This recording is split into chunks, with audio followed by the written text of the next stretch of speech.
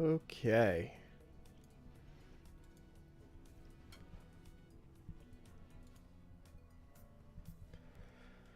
All right. Are we live? I am unsure. Okay. Yes, we are. Okay. Awesome. Sorry for the echo. Hello, everybody. I'm going to give it just a couple minutes for people to filter in here. But hello, hello. How we doing today, y'all? How's it going?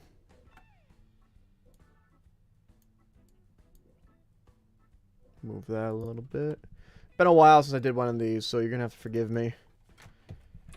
Cryptid Wikipedia.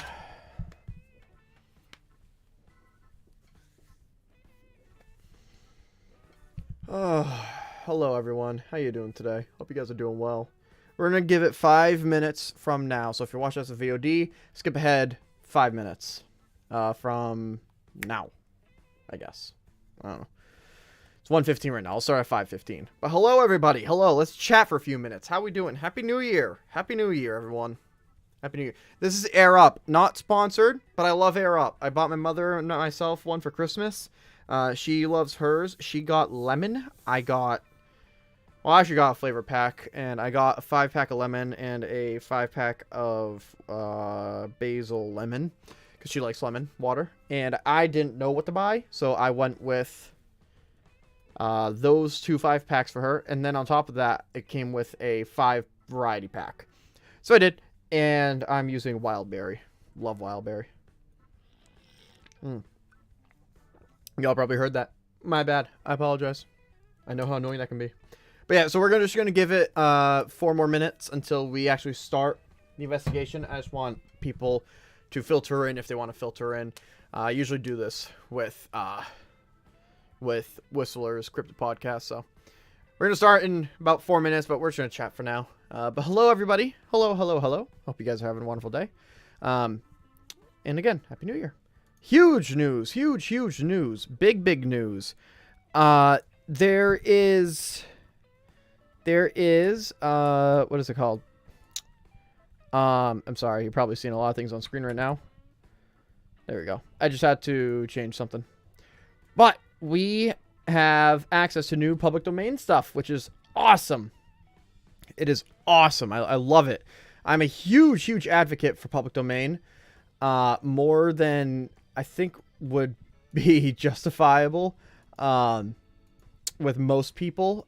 There's just something about the idea of preserving history with public domain that I think you can't really get anywhere else, in especially the legal system. So, you know, it's definitely something that I'm very passionate about, but it's so important that we got Steamboat Willie in public domain officially today. So we love it. We love it. I love it. I definitely expect to see Steamboat Willie on this channel soon enough. It's from the era I love, the 20s and prior, 1928. So definitely expect to see that. But yeah, we're just existing for another 2 minutes. The show will start in 2 minutes. Again, Air Up. I'm not sponsored by them. I recommend them. They're very good. They're awesome. So if you can't tell by the title, we are going over the Skinwalker cryptid today. Skinwalkers. They are... I've been saving them. I've been saving to do them for a very specific, like, special occasion, and then I forgot what that special occasion was going to be, so I figured, hey, why not do the grand return of the CRYPTID Podcast as Skinwalkers on New Year's Day? You know? Why not? So that's what we're doing. That's what we're doing. We got another minute till we start here.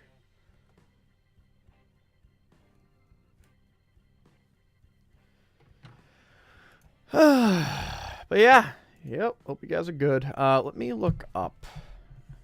Let me actually change up my desk real quick. All right. Skinwalkers. So we're about 30 seconds out, so let's start now. Super bench face cam lagging. Really?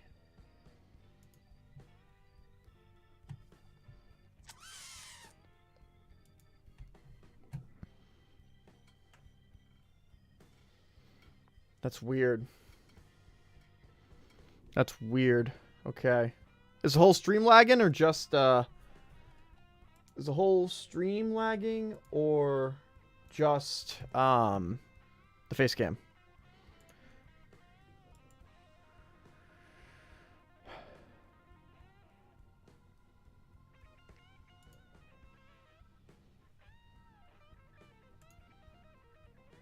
Potential bit rate.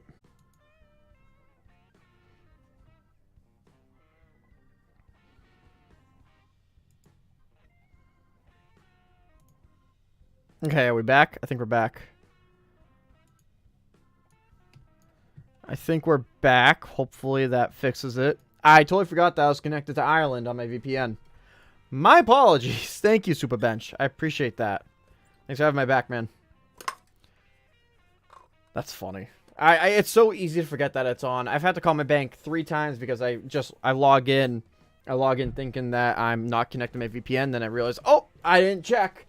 Not to mention, my brother has a VPN Wi-Fi, a 5G Wi-Fi router that's connected to a VPN automatically. So I have to be careful I'm not connected to that Wi-Fi as well in the house. So there's a lot of potential for screw ups, which has happened 3 times. My bank will see, oh, look at that, somebody accessed it from Wisconsin, Tokyo, Ireland, Dublin, Europe. Yeah, let's close that. I mean, not close. Let's lock that. So I'm like, oh, I have to call. So I've been getting better, but I still forget sometimes. So thank you, Superbench. Thank you. Alrighty. Oh, that was loud. Wait a minute. Alrighty. Let's jump into this. So, Superbench45, hello. Y'all, go subscribe to Superbench here. Go sub to him. Good YouTuber. Good YouTuber. Very good. Very good.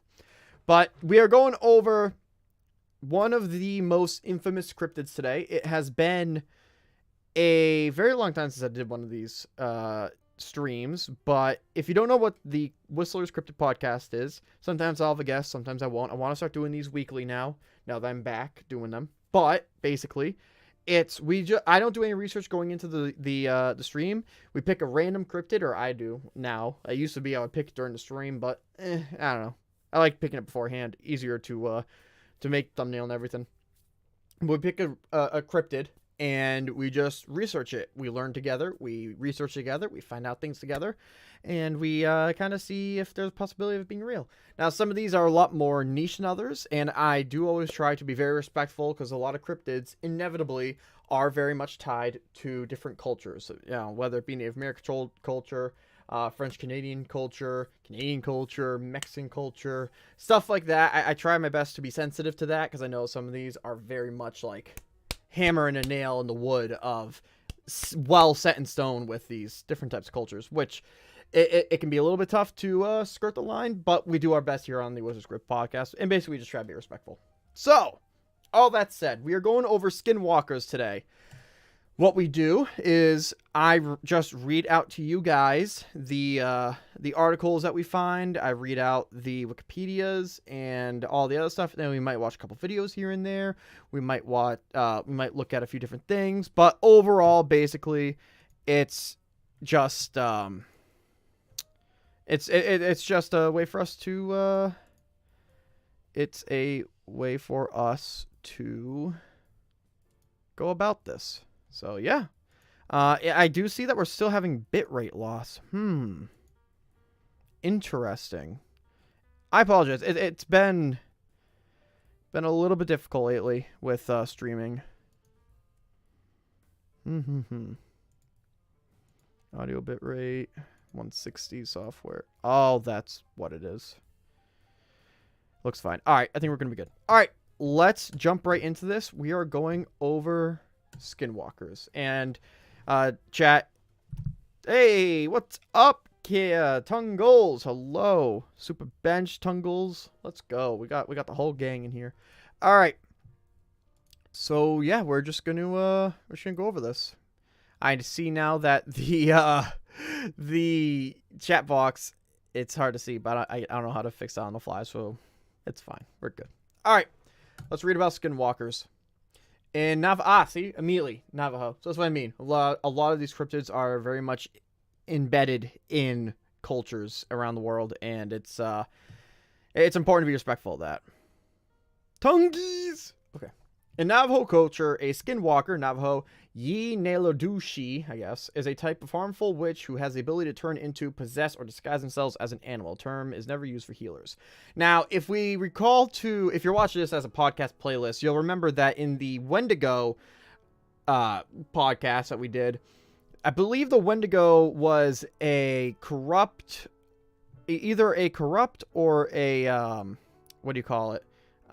Cursed witch doctor, basically, from a tribe. It is, I think, the way that it was described from everything that we saw.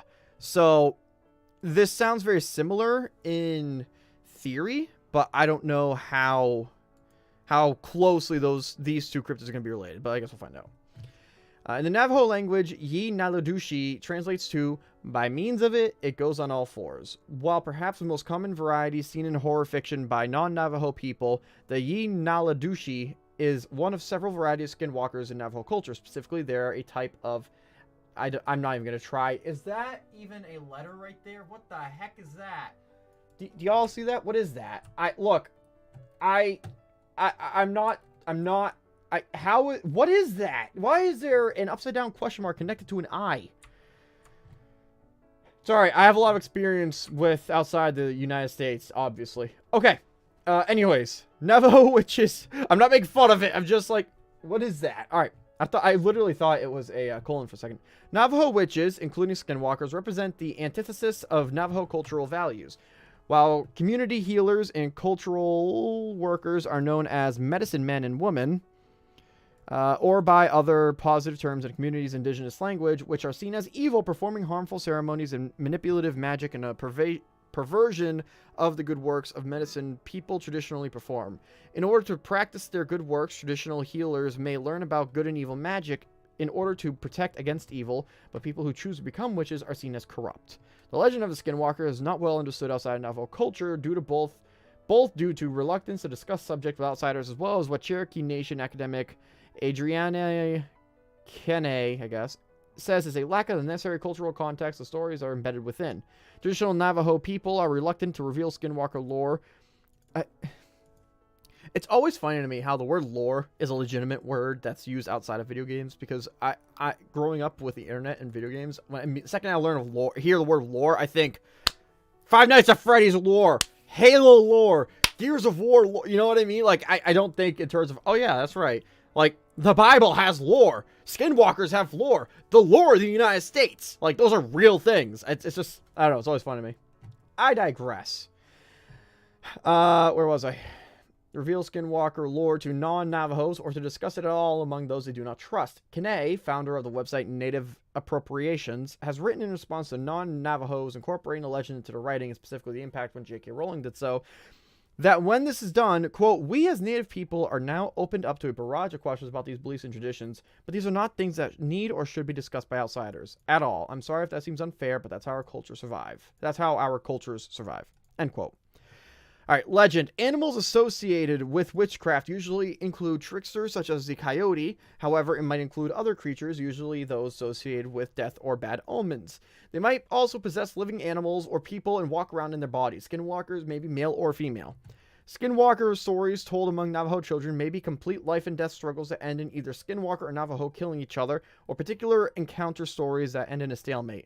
Encounter stories may be composed as Navajo victory stories, with the Skinwalkers approaching a hogan and being scared away. A hogan? Primary traditional dwelling of an... Okay, yeah, Navajo people. Okay. What'd you say? You think it's Nordic something? Okay, yeah, I mean, better than I got. Nordic. Alright.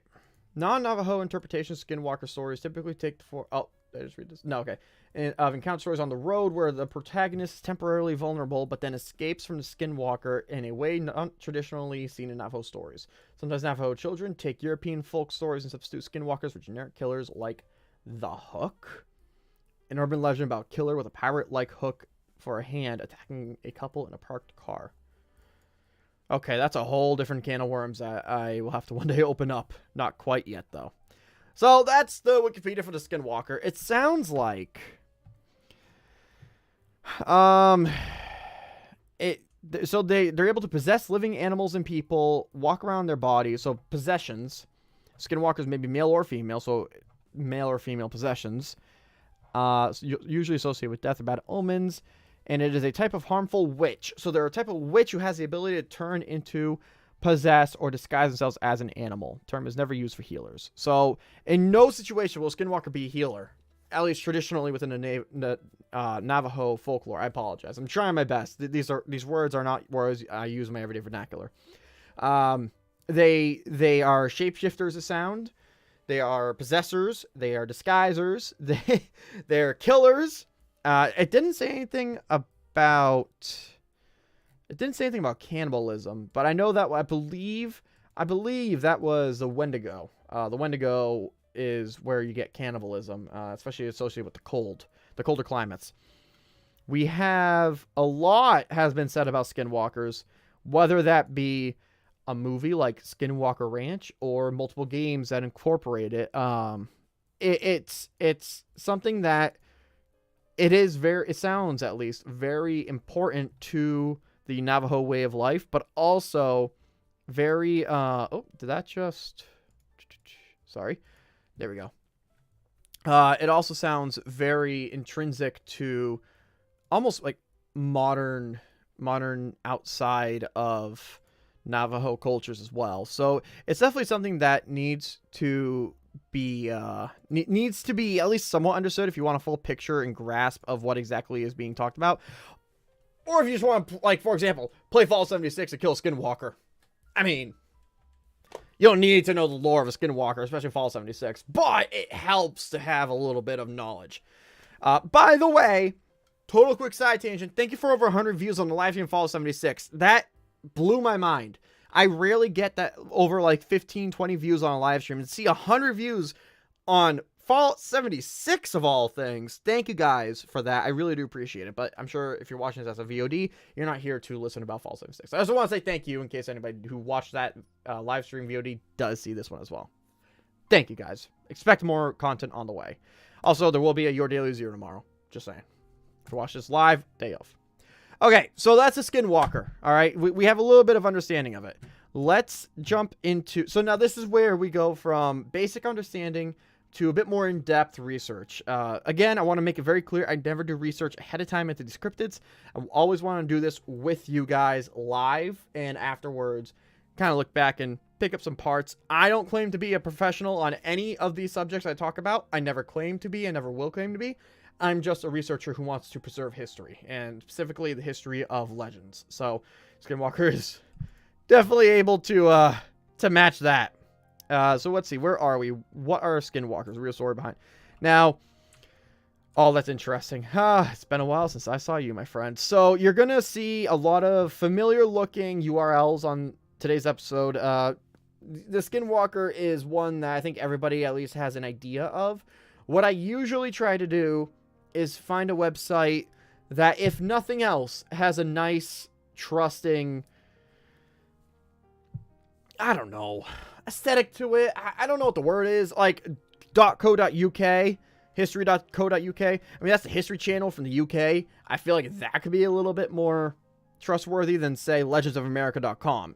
However, we do often use the same type of URLs. Like, we've seen All That's Interesting quite a bit on this series. Same with Historic Mysteries. We've seen that one before, too. I forget what episode. So we're just going to go through a few. I definitely want to start with history.co.uk. The History Channel is a very... Oh, no, I'm going to decline all of you. Is this the History Channel? I just want to make sure. Yeah, this looks like the History Channel. Yeah. Okay. All right. So we're good. Sky History. So is it the History Channel? Shows. Is there anything here that I recognize? Ancient Aliens. Oh, yeah, this is history. All right, we're on the History Channel. So this is the UK URL for History Channel, but we're just going to read this, and then we might go to All That's Interesting as well. And then afterwards, we're going to try to find some first-hand accounts, if possible, of encountering a... well, I just threw that remote across the bed. Jeez. Across different websites. We're going to try to find at least one first-hand account. I know with Lake Baikal, we had a lot of first-hand accounts that were found. I mean, not Lake Baikal. The Dover Demon, the first episode in the series. Lake Baikal was one where it was legends passed down from first-hand accounts. So that is something that the more I've been doing this, albeit it's been 6 months since the last episode, but the more we've been doing this, I'm realizing the more important it is to get first-hand accounts than I first initially thought otherwise. So let's start with history.com and we'll go from there. All right, what is a skinwalker? 4 Native American myths and legends. If this starts going away from the skinwalker, which looks like it will, we're gonna jump ship. Which, yeah, we're gonna read this. All right. The indigenous peoples of North America have complex cultures stemming back thousands of years and varying widely from tribe to tribe. Some folkloric tales and myths have become increasingly well known in recent times. Here are 4 of the most fascinating. 1. The Skinwalker. All right, there's only 3 paragraphs. The Navajo legend of skinwalkers has received a lot of attention thanks to the growing notoriety of Skinwalker Ranch, a Utah hotspot but bizarre phenomena whose history we explore in more detail here. Oh, here we go. Okay, I might read that one. The exact origins of skinwalker mythos remain ambiguous, though they are generally said to have been evil witches with the ability to change their shape or take possession of animals or other people. These ominous abilities are alluded to in the Navajo phrase "Yi Nalashui," meaning "with it, he goes on all fours." According to some traditions, skinwalkers were once healers and medicine men who were corrupted by their own power and turned to evil. In modern times, comparisons are frequently made with the Sith Lords of the Star Wars universe. You know what? That's a good point. If you guys don't know the lore of Star Wars, here's a quick rundown for the Sith. A bunch of people who are Jedi are training a bunch of Padawans. These Padawans hear about, through some means, I forget what, oh yeah, by the way, this thing called the dark side exists. They go, huh, shouldn't we know about that? And the Jedi go, no. And they go, too bad. So they studied the dark side, and in studying the dark side, get consumed by it, and then get expelled. And where do they get expelled to? The Sith home planet. And where do you think we get the Sith from in modern Star Wars? That was, like, I think that was before the High Order, I think it's called. It does go way back in the Star Wars mythos, but that's the origins of the Sith, is they came from a planet that they were able to escape from because Jedi didn't want to teach their Padawans about the dark side. They got so curious from being told no that they then went and accidentally got thrown to the Sith planet. So, yeah, that's basically a quick rundown. So that makes sense. I hate sounding like the OMG, that's just like Star Wars. But honestly, now that they point that out, I can kind of see how that would lead from A to B. Anyways, it's also been said that social transgressions and the breaking of tribal taboos can cause anyone to become a skinwalker. Really? Frequently imagined in the form of monstrous coyotes, wolves, and bears, skinwalkers are supremely powerful beings said to be near impossible to kill. Although, according to widely reported lore, a bullet or knife rubbed with white ash may just do a trick. Really? White ash? That's interesting. Okay, so that's the History Channel talking about it. Now, Skinwalker Ranch, I don't really know too much about, but this might be worth a read here. What time is it? 5:20, 5:52? It's not bad. We've only been doing this for 20 minutes. This is a short one. Yeah, let's read this. All right. If you asked a random person to name the eeriest place on Earth, places synonymous with unexplained, X-Files-esque phenomena, the Bermuda Triangle and Area 51 would probably be top of the list. But despite their infamy, they've got nothing on Skinwalker Ranch, a place so weird with its flummoxed scientific experts and terrified even the most cynical onlookers. The massive ranch sprawls across 500 acres of northern Utah in a region known as the Uinta Basin. The whole area has, since the days of early Spanish missionaries, swirled with rumors of strange goings-on. Jeez, I'm struggling all of a sudden. In the worlds of journalist George Knapp, it's, quote, been the site of simply unbelievable paranormal activity. UFOs, Sasquatch, cattle, mutilations, psychic manifestations, you name it, residents here have seen it. End quote. The epicenter of it all is Skinwalker Ranch, which first came to national attention during the mid-1990s when the Sherman family, who purchased a ranch in '94, shared their incredible stories with media. Monstrous wolves and lights in the sky. One day, shortly after settling into the Dream Country homestead, Terry and Gwen Sherman were startled by the sight of a fearsome animal, and perhaps a coyote or wolf, stalking toward their livestock pen. When it grabbed a calf in its jaws, Terry fired at it with a handgun and then a rifle. Despite being hit, the creature didn't seem that hurt and simply wandered away into the bushes. Its foul stench, like rotting flesh, stayed with the Shermans. In the weeks and months that followed, visitors of the ranch reported seeing unidentifiable beasts moving in the woods and letting out roars. And then there were lights hovering and zipping in the sky, including, quote, large orange circles, end quote, and, quote, blue spheres, end quote, that flew around as if directed by unseen forces. Most disturbingly, animals on the ranch began to die in grotesque ways. Some of the dogs were seemingly incinerated in the night, while cows were found dismembered and, quote, cored out, end quote, with the kind of surgical precision that ruled out attacks by coyotes. A newspaper article about the Shermans' terrifying experiences attracted the notice of an unlikely party. Billionaire property management Robert Bigelow. Bigelow? Okay. As well as being a hard-headed businessman, he had a passion for space travel and the paranormal, founding the National Institute for Discovery Sciences, NIDS, which was effectively his own personal X-Files team. Fascinated by the history of the region, Bigelow bought the ranch. The Gorman Ranch presented a unique opportunity to study a ranch tapestry of strange stuff. It was as if someone had ordered up the weirdness pizza with everything on it, quote unquote. Really? We're using a weirdness pizza quotation? I mean, hey, look, if it works, man, it works. I'm not going to complain. Recounted journalist George Knapp, who visited the ranch when Bigelow and IDS had settled in. The team set up monitoring equipment, observation posts, and the round-the-clock surveillance. The activity triggered conspiracy theories among UFO watchers, leading Bigelow to give an interview denying he was in cahoots with CIA or that he had prior contact with aliens in Utah. What makes the story of Skinwalker Ranch so remarkable is that the curious phenomena carried on even when under intense scrutiny by the NIDS. Researchers witnessed the same inexplainable lights when the Shermans had reported, yet their equipment would mysteriously malfunction at critical moments. There was even cases of electronic equipment being physically mangled and shredded and wires being ripped out. One NIDS consultant, retired Army intelligence officer John Alexander, later said in an interview that a, quote, precognitive sentient intelligence, end quote, was at work on the ranch, somehow predicting that what the NIDS team were going to do next and scuppering, I guess, their equipment accordingly. What is really going on? The sheer number of incidents around Skinwalker Ranch, the number of different eyewitnesses, and the general reputation of this part of the northeastern Utah has led many to take the case more seriously than other UFO hotspots. There's also the connection to Native American folklore to consider.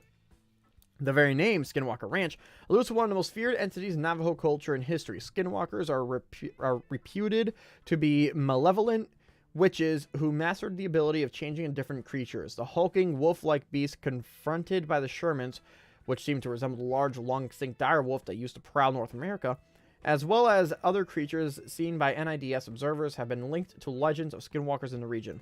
Intriguingly, there is a long-standing local legend linking the presence of skinwalkers to hostile relations between two Native American peoples, Navajos and the Utes. I apologize if I'm mispronouncing this. I'm trying my best. In words of historian Sandra Jones, author of Being and Becoming Ute, quote, the Navajo were more aggressive people. They took slaves. They had Ute slaves, end quote. And, according to the local legend, a territorial dispute led the Navajo to curse the land and unleash skinwalkers there. You know, it's interesting. Cursings. So, a lot of, if you've watched this series in the past, you notice quite often that cursings come up, and it's interesting because while we understand the idea of cursing, and I don't mean swearing, I mean the idea of putting a curse upon a person, a people, or a land or thing, they never really describe what that is. You know what I mean? Like you could definitely Google search what does it mean to curse something, but it's just interesting to me. You know, there's no agreed upon idea of a curse, it seems, within all these different cryptids that we look into. So I might make a video. It might not be a live stream, or maybe I'll do a live stream about curses, because it's very much the cornerstone of a lot of these cryptids. So just a thought to give you guys to ponder. The historical basis for such legends are hazy. Speaking to a Vice reporter looking into the rumors, Betsy Chapoose, I like that last name. It's like a caboose. The Cultural Rights and Protection Director for the Ute tribe acknowledged that various oral tales may have evolved over the generations, but emphasized that she personally had never heard of any Navajo curse being placed on the land. Putting aside explanations relating to the indigenous lore, there has been speculation around possible alien activity and secret government experiments. Now, with the ranch having been passed into the hands of a new owner, the popular Sky History series, The Curse of the Skinwalker Ranch, will be dwelling into the mysteries of the region. A team of experts will be using hard science, including drone thermology and laser technology, to examine the whole ranch in unprecedented detail. Could some answer finally be found? Interesting. Okay, so that's Skinwalker Ranch. We have heard a lot about it, but it sounds like it really kind of started with the idea of a skinwalker being found on the ranch. That pungent smell of rotting flesh is definitely incorporated with that idea, with the idea of a skinwalker. I know that is something that a lot of games use whenever there's a skinwalker. I need to take a water break real quick. But, you know, the idea of rotting flesh, the idea of eating other animals, that's not disfamiliar to us if you've been watching these episodes, but it is particularly interesting that there really is nothing like it, considering the Wendigo is probably the closest thing that we have to it, and even then, that's just that this is strictly not a healer within Navajo legend. This is not a healer by any means. I believe that was a doctor of sorts. But yeah, so it's just a little interesting. I need to do a quick water break. Let me actually do this. I don't want to slurp in you guys' ears.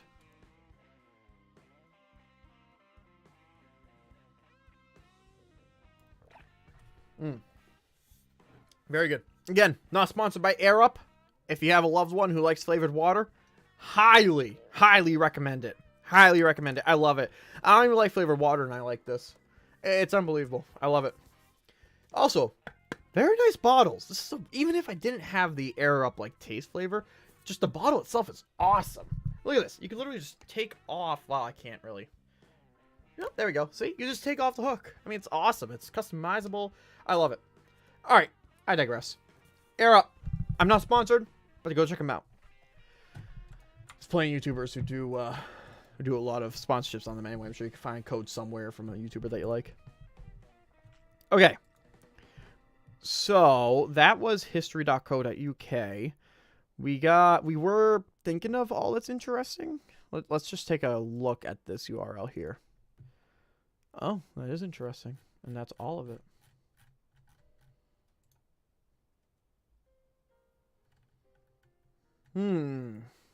So it's just no, it's more about Skinwalker Ranch. I mean, I'm not saying it's a bad link, but it's not really suiting our needs today. What else have we got? Historic mysteries. Ooh, folklore.usc.edu. Edu, I like that. I like that ending of the URL. Usually edu is a bit more. I don't know what the word would be, like trustable, I suppose. I'm not quite sure.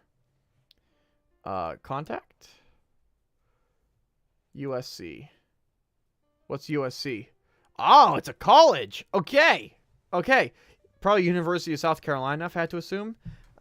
This is interesting. Okay, so this is a website sponsored by a university. All right. And that's why research is important. Always question what somebody says. Always question where things come from. Even from me, even from people in your life. Always be questioning.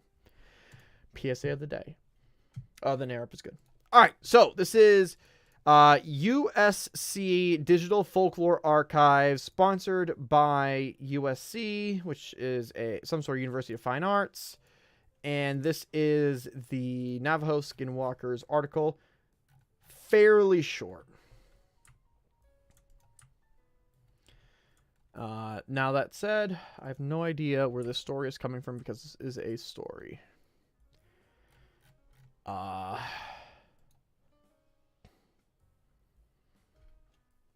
don't know. All right, let's just read it. This story takes place in the Arizona desert when the informant S.I. saw some strange lights in the shape of a human flickering in the distance. What? Informant?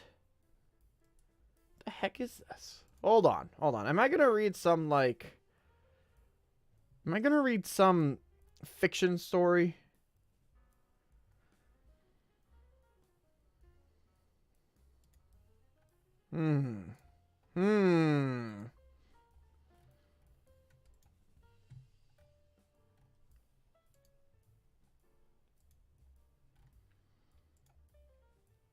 USC's minor in folklore and pop culture provides an academic foundation for students interested in many genres of field, including folk tales, myths, legends, proverbs, jokes, games, indigenous musical traditions from around the world. Though interdisciplinary coursework, students will learn techniques of collecting, analyzing, interpreting the traditional expanse skill. After becoming acquainted with methods, students will see how value systems are reflected. All right. Here are some.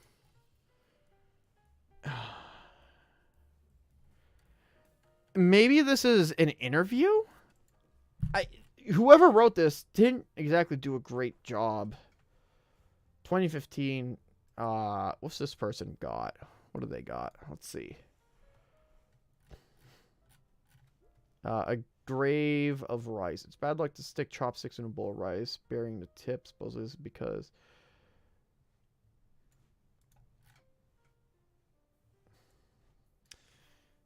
Yeah, no, we're going to skip this one. There's no clear indication of whether or not this is an interview or a made-up story, and I'm not going to be reading that. Nothing against the person who wrote that, but even still. All right. Anyways, again, research is research. Key, number 1. All right, Skinwalkers. What do we got? Historicmysteries.com, wikipedia.org, Skinwalker, yeah. New Mexico Explorer.com. What else do we got? I might honestly just look up. Might just look up first-hand encounter. That might be what we do here, because I'm not really seeing a whole lot more. There's a lot of Skinwalker Ranch, man. I gotta watch that. One last look up here. Legendsofamerica.com. What do we got? We're home. About us. Like so many other small businesses, Legends of America started as a hobby. Owner-editor Kathy Weiser Alexander has a deep-seated love of history, travel, writing, and blah, blah, blah, blah, blah. Alright, so this is legitimately a research group, albeit small business. Sure. I think I'll go with this one. Strong moral and ethical business values. We take pride in our work and strive to provide our leaders, advertisers, and customers with continually updated site, great products, superior customer service. If you have any questions. All right. Sure. You know what? I trust this more than reading the student story, which, no offense to that student, I just can't tell if that was an interview or not. But I digress. Navajo skinwalkers, witches of the Southwest. In the Navajo culture, a skinwalker is a type of harmful witch who has the ability to turn into, possess, or disguise themselves as an animal. This witch is called Ye-Nail-Shudi. I forget how I said that earlier. By the Navajo, which translates to with it, he goes on all fours. It is just one of several types of Navajo witches and is considered to be the most volatile and dangerous. For the Navajo people, witchcraft is just another part of their spirituality and one of the ways, quote-unquote, of their lives. As such, witchcraft has been long part of their culture, history, and traditions. Witches exist alongside humans and are not supernaturals. The Navajo believe there are places where the powers of both good and evil are present, and those powers of, I just totally lost myself, can be harnessed for either medicine men utilize these powers to heal and aid members of their communities. At the same time, those who practice Navajo witchcraft seek to direct the spiritual force to cause harm and misfortune to others. This type of Navajo witchcraft is known as the witchery way, which uses human corpses in various ways, such as tools from the bones and concoctions, wow, that was bad on my part, that are used to curse, harm, or kill intended victims.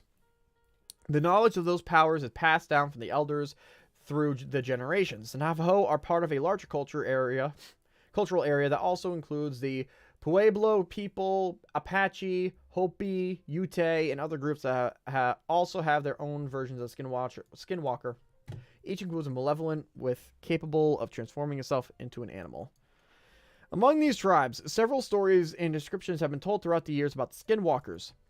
Sometimes these witches evolved from living as respected healers or spiritual guiders who later chose to use their powers for evil. Though they can be either male or female, they are more often male. They walk freely among the tribe during the day and secretly transform under the cover of night. To become a skinwalker, he or she must be initialized by a secret society that requires the evilest of deeds, the killing of a close family member, most often a sibling. After completing this task, the individual acquires supernatural powers, which give them the ability to shapeshift into animals. They are often seen as coyotes, wolves, foxes, cougars, dogs, and bears, but the animals they transform into has the name Skinwalker.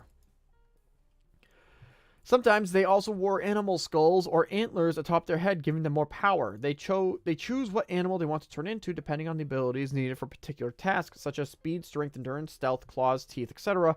They may transform again if they are trying to escape from pursuers. Because of this, who is this? Hastaboiga, Navajo Medicine Man by Edward S. Curtis, 1904. Wow.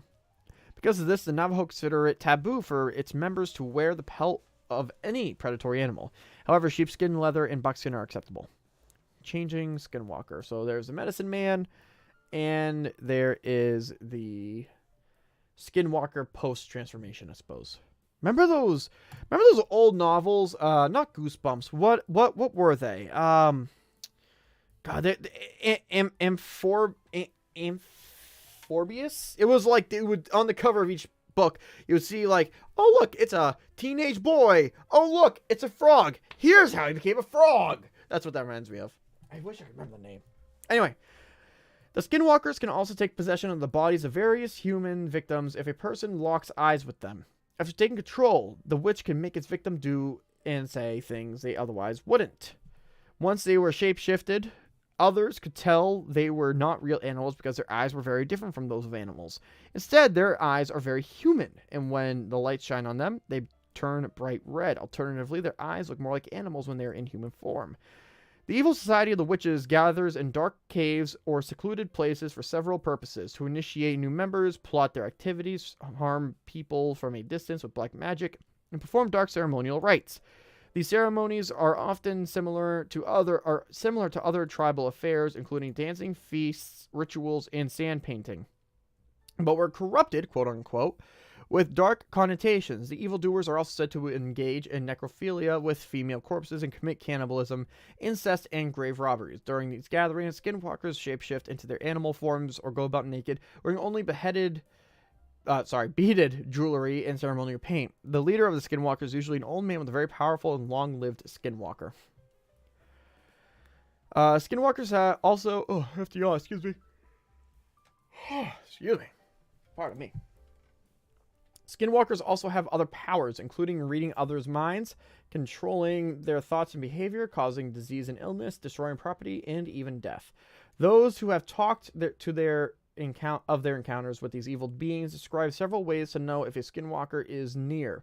They make sounds around homes, such as knocking on windows, banging walls, and scratching noises on the roof. On some occasions, they have been spied peering through windows. More often, they appear in front of vehicles in hopes of causing a serious accident. Here's some black magic for you. It is said that in addition to being able to shapeshift, Skinwalker can also control the creatures of the night, such as wolves and owls, and make them do their bidding. Some can call upon the spirits of the dead and reanimate the corpses to attack their enemies. Because of this, the Indians rarely ventured out alone.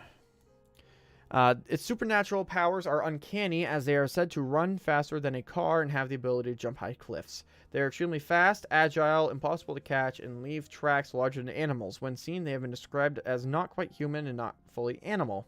They are usually naked, but some have seen the creature wearing tattered shirts or jeans. The Skinwalker kills out of greed, anger, envy, spite, or revenge. It also robs graves for personal wealth and collects much needed ingredients for black magic use. These witches live on the unexpired lives of their victims, and they must continually kill or perish themselves. Skinwalkers and other witches have long been blamed for unexpected struggles and tragedies, including sickness, drought, poor crops, and sudden deaths. Even smaller individual problems, such as windstorms during dances alienation of affection by mates, and the death of livestock and reversal of fortune were often believed to be of a witch's work. Navajo prisoners taking the quote-unquote long walk. And also his Skinwalker. This was most apparent with the Navajo Witch Purge of 1878. Navajo Witch Purge of 1878, which initially evolved from a cultural response to so many people moving across and onto their lands. After a series of wars with the U.S. Army, Navajo were expelled from their land and forced to march on the Bosque Redondo, Fort Sumner, in New Mexico, in what is known as the Long Walk of the Navajo in 1864. There, the people suffered from bad water, failed crops, illness, and death, reducing their numbers dramatically. After 4 years, the government finally admitted that they had made a mistake, and when the Navajo were allowed to return to their homeland in the Four Corners area. During these years, many of the tribe members were said to have turned to shape-shifting to escape to the terrible conditions. In the meantime, the rest of the tribe was convinced that their gods had deserted them. Once the people had returned to their homeland, their conditions improved, but the dreaded skinwalkers, whom they blamed for their years on the bleak reservation, were still among them. Accusations of witchcraft and the hunting of the skinwalkers began. When someone found a collection of witch artifacts wrapped in a copy of the Treaty of 1868, the tribal... Mind you, I don't know where any of this is being claimed to come from. I don't know where this person is getting this information, but at the very least, hey, it's something, I guess. It's better than nothing, right? The tribal members unleashed deadly consequences. The Navajo Witch Purge, quote-unquote, occurred in 1878, in which 40 suspected Navajo witches were killed to restore harmony... and balance to the tribe. Sorry, I didn't get a whole lot of sleep last night. Today, most of the tales of sightings of these witches do not include death or injury, but are more, quote, trickster-like, end quote. Numerous people have told stories of swift animals running alongside their vehicles, matching their speed. After a short period, however, they run off into the wilderness. Along the way, these animals also sometimes turn into a man who sometimes bangs on the hood. That would be creepy. Another story tells of a man making repairs on an old ranch home when he heard loud laughter from the nearby sheep pens. Thinking he was alone, he went to investigate and found all the sheep but one huddled in one corner of the pen. However, a lone ram separated from the group and was standing upright and laughing in a very human manner, bro. Imagine that. After the man locks eyes with the ram, he sees that the eyes are not that of an animal, but very much like humans. The animal then casually walked away on all four legs. What? Some say they have seen them running through the night, sometimes turning into a fiery ball, leaving streaks of color behind them. Others have seen angry-looking humanoid figures looking down on them from cliffs, mountains, and mesas. In the 1980s, one of the most notable events occurred when a family was driving through the Navajo reservation. Something jumped from the ditch as they slowed to make a sharp curve. It was described as black, hairy, and wearing a shirt and pants. A few days after this event, the family was awakened to loud drumming and chanting at their home in Flagstaff, Arizona. Outside their home, there were three dark forms of, quote, men, end quote, outside their fence. However, these shadowy creatures seemingly could not climb the fence and soon left.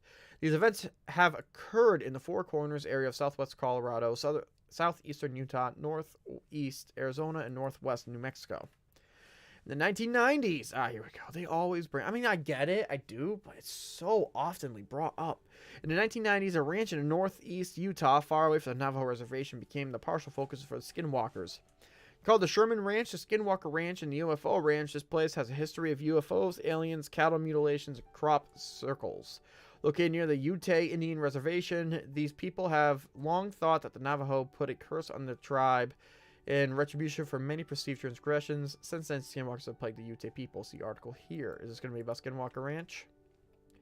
Yes, it is. We already know about Skinwalker Ranch. Oh, there's a cute wolf. Oh, Bigfoot. Okay. Oh, there's Robert Bigelow that we read about earlier. Yeah, he looks like a guy who was a millionaire, who would spend a lot of money on setting up a division. I like it. And here is Charles Hurt and Skinwalker Ranch. Okay, we're not going to read that. Witchcraft represents the antithesis of Navajo cultural values and is not tolerated. They work to avoid, prevent, and cure it in their daily behaviors. However, when it exists, their laws have always said that when a person becomes a witch, they have forfeited their humanity and their right to exist, so they should be killed. However, skinwalkers are notoriously hard to kill, and attempts are usually unsuccessful. Trying to kill one will often result in the witch seeking revenge. Successful killing generally requires the assistance of a powerful shaman who knows spells or rituals that can turn the skinwalker's evil back upon itself. Another alternative is to shoot the creature with bullets dipped in white ash. However, the shot must hit the witch in the neck or the head, while I'll usually do the trick. Traditionally, the Navajo will not speak with outsiders about these creatures for fear of retribution by the skinwalkers. For that matter, it is a taboo subject among the natives themselves. Quote, these are not things that need or should be discussed by else. Oh, right. Yeah, we already read that. Culture survive. Right. End quote. Okay. Sources. All right. So here's the witch purge. That's interesting.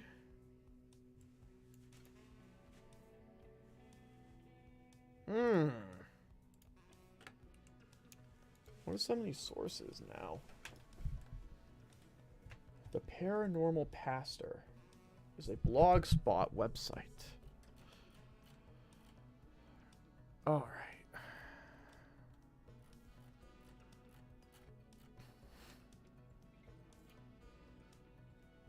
All right, we actually have... Were there comments on this? No. What are some comments here?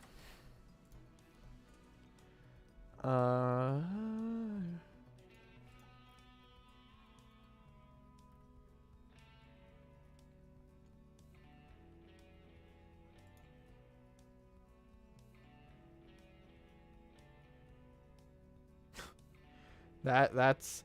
I've had 2 encounters with skinwalkers. They couldn't hurt me because I was protected by a higher power. I don't want to go through that again. I know fear.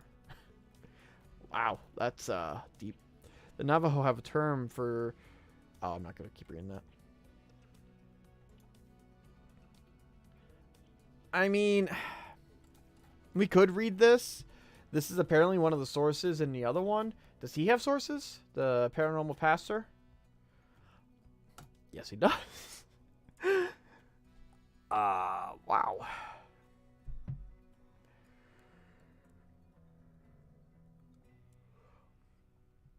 Here we go. Boston. I'm near Boston. Navajo Witchcraft. 1944 by the President and Fellows of Harvard College. Wow. I mean, if anyone is viewing right now, if anybody's on stream, should we read this? This is a lengthy one, but definitely looks like it's well versed. It's from 2012. It is 12 years old. Should we read this? Is anybody in chat right now? Get some activity going here. Paranormal activity from the Paranormal Pastor. In the meantime, I'm going to mute myself so I can have a sip of water.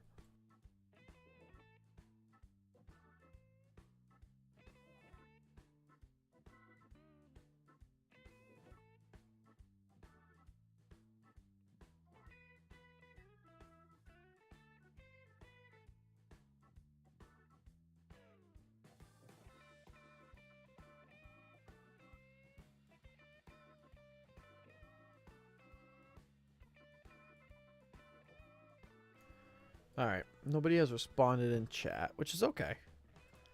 I'm not even sure how many people are watching this right now. Looks like, yeah.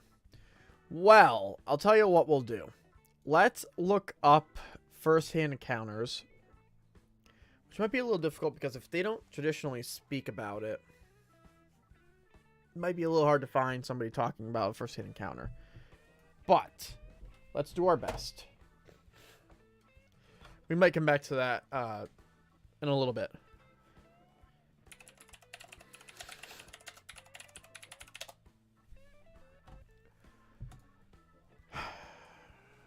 All right. I don't even know what that's trying to say. I don't know.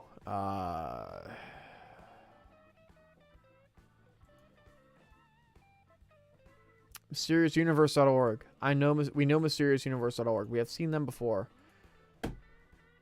And I forgot why we don't use them.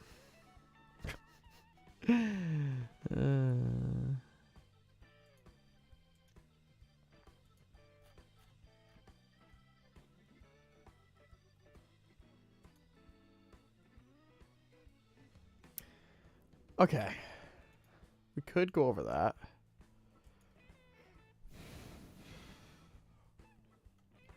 Alright, why don't we do the Reddit one?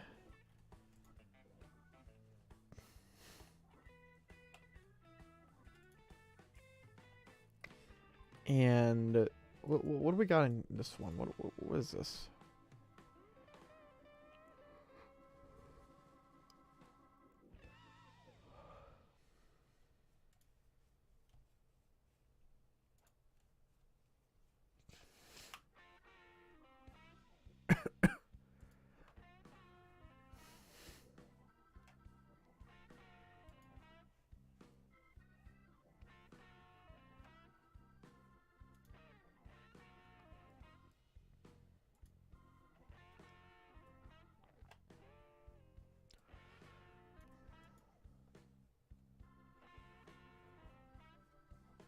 Well, we might. No problem, Tungles. Not a worry. Sorry, I totally just went quiet for about a minute. I'm just thinking if these are writers. Meticulous researchers. Most of our writers have degrees in film studies, philosophy. Our writers enjoy the finals. I've heard really good things about the game. Our writers are glued to our screens, studying trends on major streaming platforms. Alright, so it doesn't look like these people write fake stories. Or at the very least, like, that's not what they claim to do. So, why don't we read at least the first entry here. And then we'll go on to the Reddit account, and then we'll reconvene. Alright, actually, let's start with the Reddit account. I feel like the Reddit one might be a little bit more intriguing. Alright. Here we go. Alright, where am I? I am 17 years old. I know what you're thinking. It's just this kid's imagination. Just let me tell the story and you can decide if it's real or not. It was mid-December to late December 2020 in central Pennsylvania, and I honestly didn't think we had any skinwalkers here until now. Here's the story. I was at my family cabin hunting like most Pennsylvania do in December. I was going to be there for 2 weeks with my dad, brother, and grandfather. We arrived the first day at 4:45 p.m. So we still had some hunting light left, so we grabbed our rifles and headed out. We got some light snow in the morning so we could see the tracks easier, but enough to get stuck or lost. We walked for roughly 5 minutes. When we finally came across some tracks that were 2 sets and some scat, we could tell by the size of the scat was one buck. One was a buck. My brother and dad went after one set of tracks, and me and the other I followed the tracks always, till the brush was getting too thick for me to see past 30 yards. I then decided to sit up against the tree with my rifle about 15 minutes later. My rifle. About 15 minutes later, I was eating a snack bar and drinking water, and when it sounded like to me, I went deaf. No noise, the whole woods sounded quiet. I then heard a loud crunch and pop of sticks and leaves. It sounded way too heavy to be a deer, but couldn't have been a bear since we didn't see many in the winter. The one way I knew something was not right was the awful smell of meat that sat in the sun for about 2 weeks. 5 minutes later, everything was still very quiet when I suddenly got this feeling of being watched. Now, I don't get scared easily, but I got up, packed all my stuff up, grabbed my gun, and walked slowly behind and walked slowly, looking behind me every few yards. When I finally got back to camp, it was 5:54, and it was dark. I saw my brother, dad, and grandfather sitting around the campfire eating hot dogs and beans. Ooh, hot dogs and beans are really good. I pulled up a chair and got a hot dog and started to eat when my dad asked, "Did you see anything?" I sat there for a minute. No, nothing but some snow and birds. thinking it was a good idea to hide what I smelt and heard. Later that night, when I lay down, I thought about it and some more and texted a family friend. He was 49, maybe 50, the smartest outdoorsman I knew, and I texted, hey. Or sorry, quote, hey. So I had a weird experience in the woods today. End quote. He texted, what happened, son? I said, this terrible smell like I've never smelled before. And these really big footprints, way bigger than a deer. I said, smell? What kind of smell? I said, like someone left meat out in the sun for days. He texted, oh, I was worried you would say that. Let me tell you a story. So I was 27. So this is the story of the guy, and there's this kid laying in bed from the kid who's writing the story. I was 27 in 1999, and I was hunting deep in the backwoods. I was sitting there for some time when the smell overcame me. It smelled like rotting flesh, and everything went silent. I couldn't see anything. For about 15 minutes later, I heard someone say my name and say, come here. The only part was it was my mom's voice, clear as day. The thing is, she died 2 years ago. I ran and never looked back and never hunted there again. Woo! I dropped my phone from pure shock. I pulled my blankets up and went to bed because I didn't want to move. I had a terrible nightmare of a deer that wasn't really a deer chasing me, and right before he attacked me, I woke up sweating and screaming. Day 2. We went out for a second day of hunting, and I walked to a tree stand where we put up that summer. I got in, and about an hour or so later, everything went silent, and I heard the walking again. The smell was back. The only difference was this time I could see it. Raggy skin, almost like it didn't fit. No tail skin on the fence was dropping way down below where it should be. I pulled my gun, shaking like never before, looked down the scope and shot it twice and ran so fast in the bushes, screaming and crying like crazy. 5 minutes later, my dad radioed me asking if I got one, and I said, well, I shot something that looked like a deer. I don't know what this was. Please just get here. So I dropped my radio on the ground. My brother, dad, and grandfather all came with their guns. 15 minutes later, I was still in the tree there shaking. They had to help me down in front from it. They asked me what I shot, and I said, I think it was a doe, but it was different. I told them what it was. They didn't believe me, which I don't blame them. It was crazy to think. I barely believed myself. The scariest part of it all happened. We all heard our mom's voices say our name and say, where are you? Yeah, that's right. We all heard our own moms say the same thing. My grandfather heard his, my dad his, and my brother and I ours.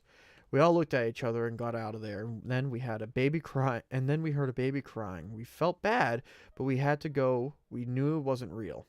We got to the cabin, and while we were packing, we heard a thud. I opened the door with rifle in hand and saw 2 dead rabbits on the porch with their stomachs ripped out. We got out of there and ran to the trunk, rifles still in hand, and we got in and drove so fast as we could see the longest ride ever. We sold the property since none of us would go back. The new owners have had it for roughly a year and now just started having problems. Should we tell them what happened to us?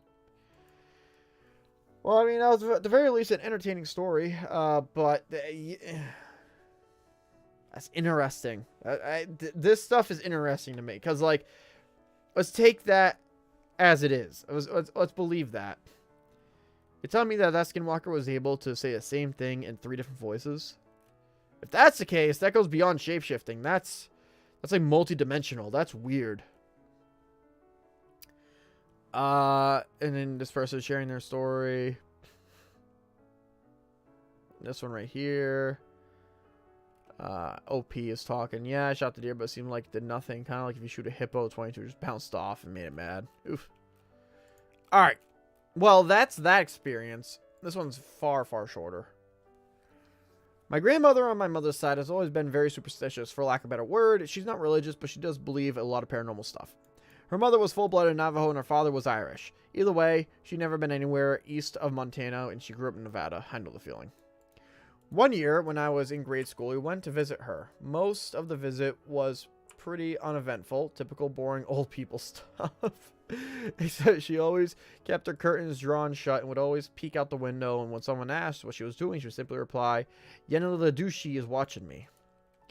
This went on for near the entire visit until a few days before we were due to leave. My grandma and then my baby brother, he's 19 now, lol, were in the front yard that evening planting flowers when all of a sudden my grandma starts shouting, insert little brother's name here, and okay,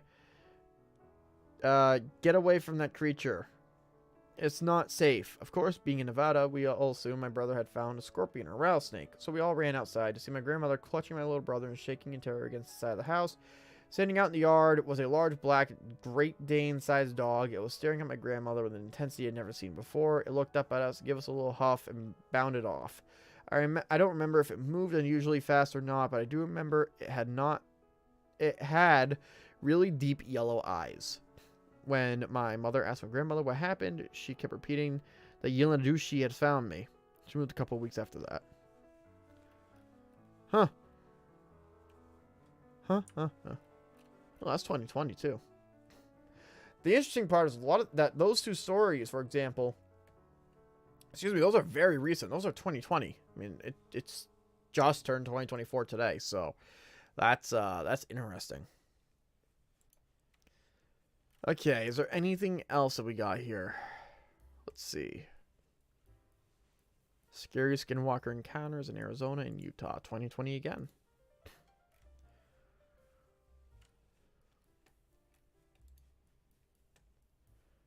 I don't know.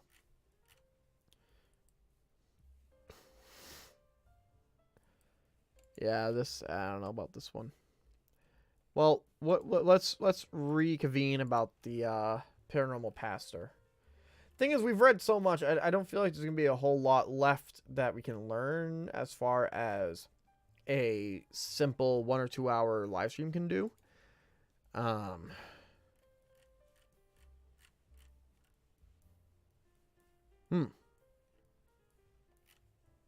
Skinwalkers are notoriously hard to kill, and defeating one requires the assistance of a powerful shaman who knows spells. Yeah, I mean, I've been going for an hour by this point. How long are the other ones that I have done? Hold on, let me just see really quickly. Let me just look at something real quick.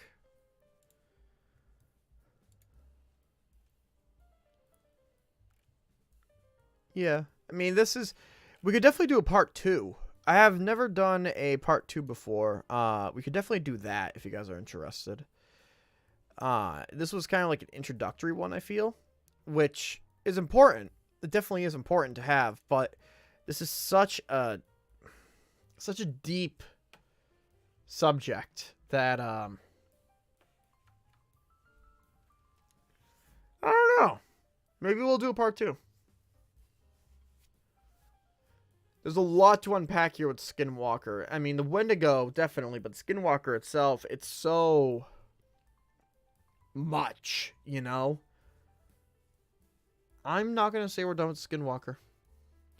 Next time, I'm going to edit the title. Actually, I'll show you guys right now.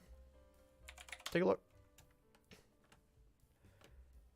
Let's go here. Let's go here. Let's go here. Edit video. Skinwalker Part 1.